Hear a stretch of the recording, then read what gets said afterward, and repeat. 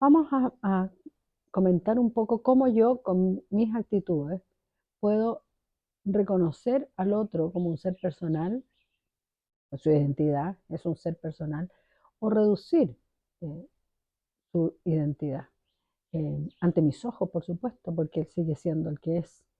Ahora, igualmente, nuestra mirada que reduce afecta al otro.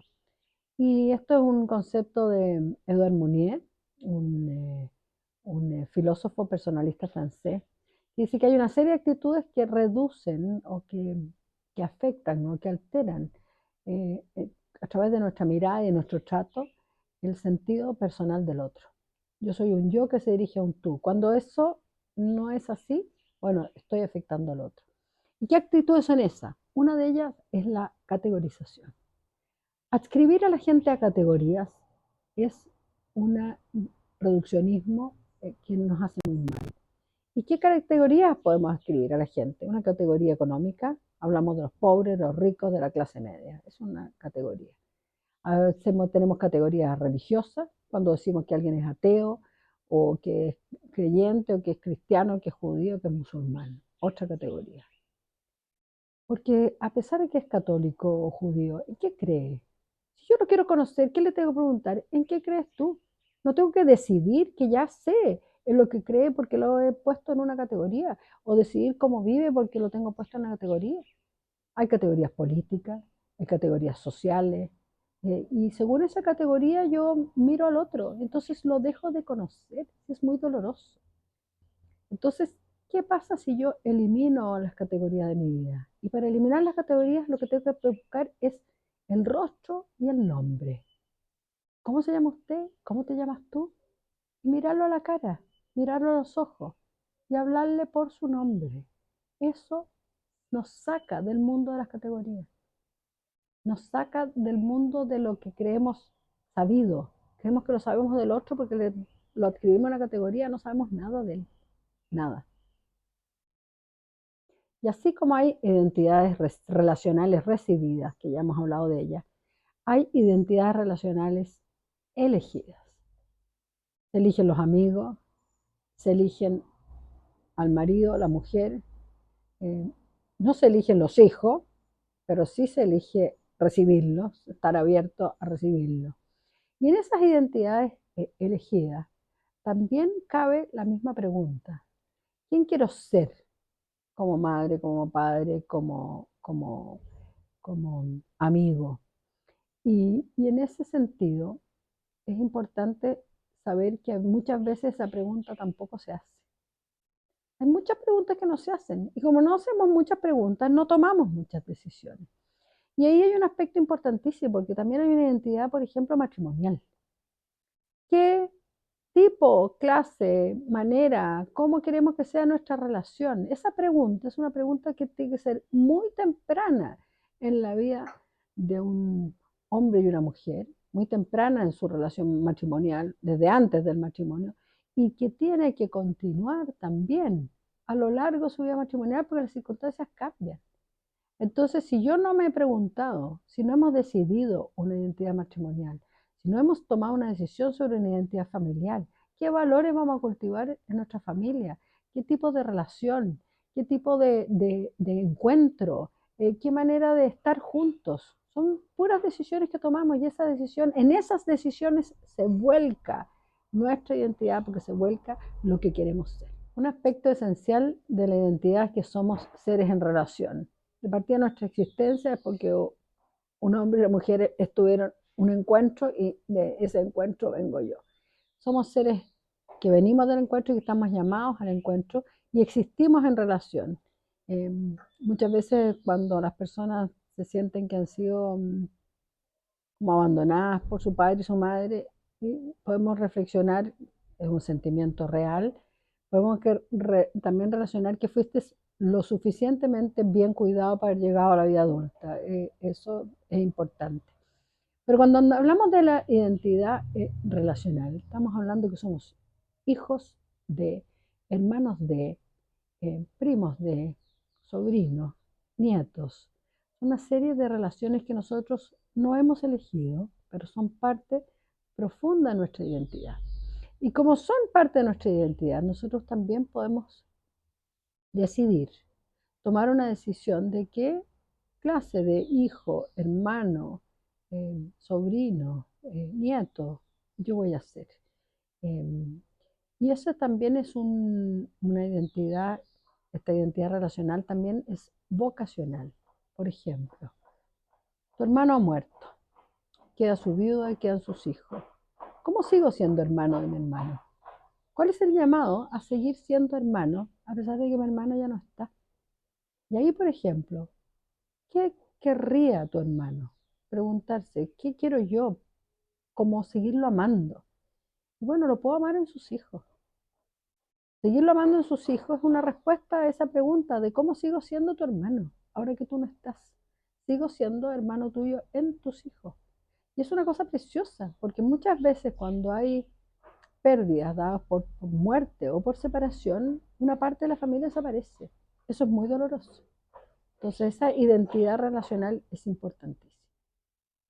Cuando dijimos que era, digamos que en esta investigación de William Damon, descubrió que la falta de propósito existencial podía redundar en estas personas, que la respuesta era hay que. Y entonces en esta serie de hay que, reflejan muchas veces lo que está de moda en nuestra sociedad. Entonces, hay que eh, eh, no casarse, sino que irse a vivir juntos para ver si nos avenimos o no. Bueno, hay que viajar al extranjero, hay que aprender otro idioma, hay que, ahí está, entonces nosotros cada eh, tiempo tiene sus hay que, tiene sus modas.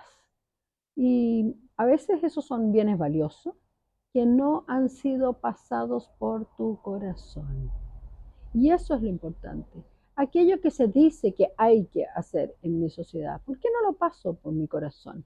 ¿Por qué no lo paso por mi discernimiento? ¿Por qué no lo paso por mi conciencia? ¿Por qué no lo paso por mi anhelo? Porque entonces va a ser algo que responda a algo profundo interior en mí. Y no voy a ser una hoja al viento de la moda propia de mi tiempo. ¿Para qué? Cuando hablamos de una cultura vocacional o de un propósito existencial, creo que es importante saber que la cultura vocacional y el propósito existencial no es solamente una pregunta propia de la adolescencia, ni es una pregunta propia de la juventud o del adulto joven. Es una pregunta apropiada para todas las etapas de nuestra vida, porque vamos ahondando. Entonces, ¿qué propósito estoy teniendo ahora? ¿Qué propósito de la ancianidad? ¿Qué propósito de los que ya somos adultos mayorcitos? ¿Qué propósito del adulto joven? ¿Qué propósito en mi trabajo? ¿Qué propósito en mi relación con Dios? ¿Qué es lo que quiero? Las preguntas que ahondan en nuestro corazón son preguntas importantes, porque si me hago la pregunta, entonces busco la respuesta. Si no me hago la pregunta, ¿qué respuesta voy a buscar? ¿Ah? Muchas personas se sienten que tienen muchos vínculos porque son muy capaces de funcionar en grupo. Entonces, son personas que se dicen de sí mismas sociables y entonces se sienten cómodas en cualquier grupo. Pero cuando estamos hablando de vínculos, no estamos hablando de grupos. Estamos hablando de un yo que se dirige a un tú. Es fundamentalmente, y la comunidad es eso, la suma de personas que desde su yo le dicen tú a otro, lo hacen prójimo, se aproximan. Entonces, en una comunidad, ya sea un curso, un grupo de madres de colegio, un lugar en la oficina, es la suma de encuentros personales lo que arma comunidad, no las actividades de grupo. Eso son una simpatía, pero no estamos hablando de eso. Hablamos del concepto de individuo como este ser sin división, pero el individualismo, que es una palabra que hoy día podríamos oír muchísimo, es distinto, porque es el desorden del ser individuo, no en el sentido sino que darle prioridad absoluta a mi querer y no sentirme llamado. Entonces, ¿por qué hay personas que en el fondo, cuando hay alguien en el colegio dice, ¿quién puede participar en la kermés? Mucha gente se resta y muchas veces son unos pocos los que siempre se suman y están siempre ahí dispuestos a participar, a jugarse, porque esa persona se siente como individuo parte de una comunidad. Dijimos que nuestra identidad era ser individuo y ser seres en relación. Por lo tanto, restar una en relación a otra es un empobrecimiento para la comunidad y también, por lo tanto, un empobrecimiento para nosotros mismos. Vamos a hablar de identidad y cultura vocacional. Y este concepto se lo debemos a la hermana Piedad, una hermana de Schoenstatt que participó en uno de nuestros podcasts para Radio María. Y ella dijo que era importante una cultura vocacional en nuestra humanidad, digamos.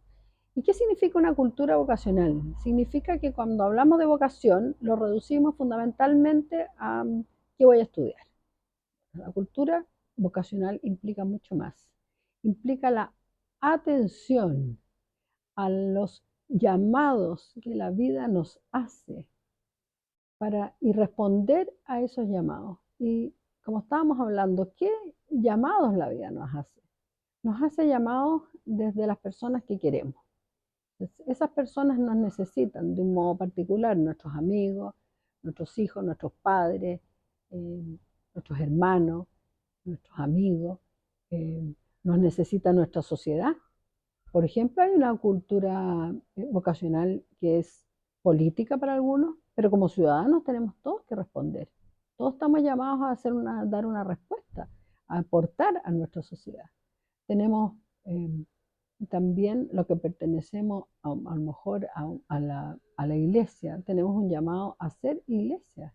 Tenemos un llamado a ser comunidad en nuestros barrios, en nuestros colegios, en nuestras universidades. No responder a eso es también disminuir eh, todas las posibilidades de mi ser. Si estamos llamados, responder es algo propio de nuestra identidad de personas.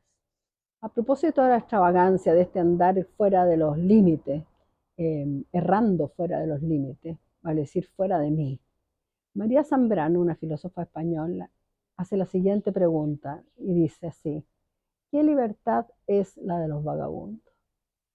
Muchas veces hablamos, creemos como dentro de nuestra identidad un aspecto importante es la libertad.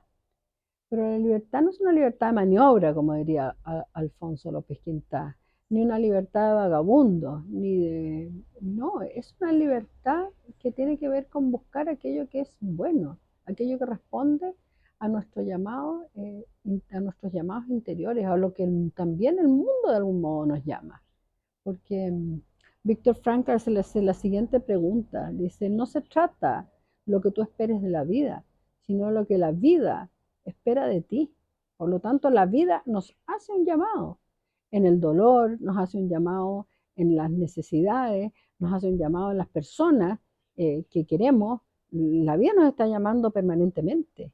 Entonces, esta respuesta mía, que es parte de mi identidad, es responder a esos llamados.